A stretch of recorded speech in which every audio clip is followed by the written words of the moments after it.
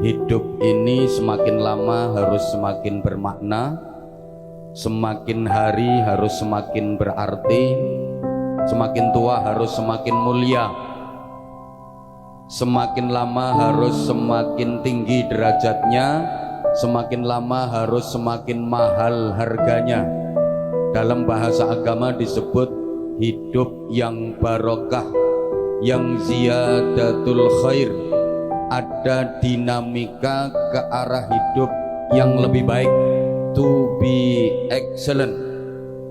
Jangan sampai hidup ini makin lama derajatnya makin rendah. Bukankah hidup yang paling nikmat adalah hidup yang barokah? Desa yang paling bagus adalah desa yang barokah. Keluarga yang paling bahagia adalah keluarga yang barokah. Pekerjaan yang paling baik adalah pekerjaan yang barokah. Jabatan yang paling terhormat itu ya jabatan yang berkah. Rezeki yang paling nikmat dan menenteramkan itu rezeki yang barokah. Duit yang paling nikmat, menenteramkan, membahagiakan itu ya duit yang barokah. Duit yang barokah itu ndak harus banyak totalnya, ndak harus banyak jumlahnya.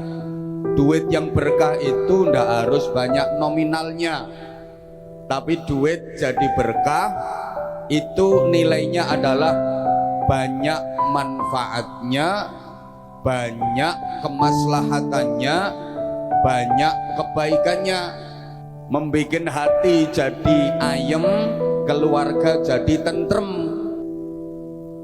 Bahagia itu ukurannya bukan materi, tapi bahagia itu ukurannya adalah hati. Bahagia tidak menyangkut harta, tapi bahagia itu menyangkut rasa.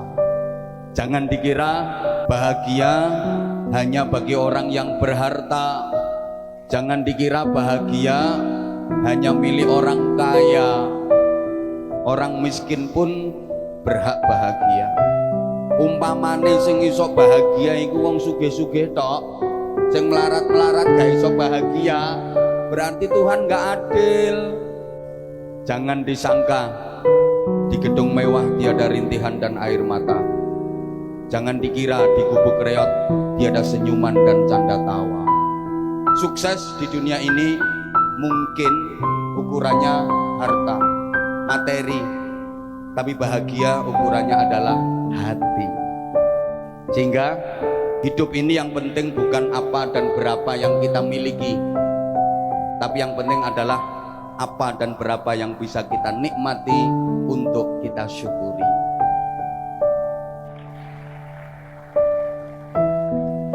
Nah, berikutnya ada balance antara dunia karo akhirat. Bukankah kita diajari doa Rabbana atina fid dunya hasanah wa fil akhirati hasanah?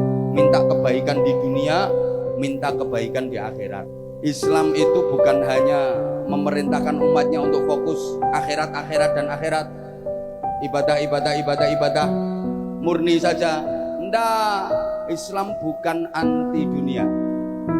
Allah tidak menyukai orang yang hanya murni ibadah untuk akhirat, sama sekali nggak memikirkan dunia.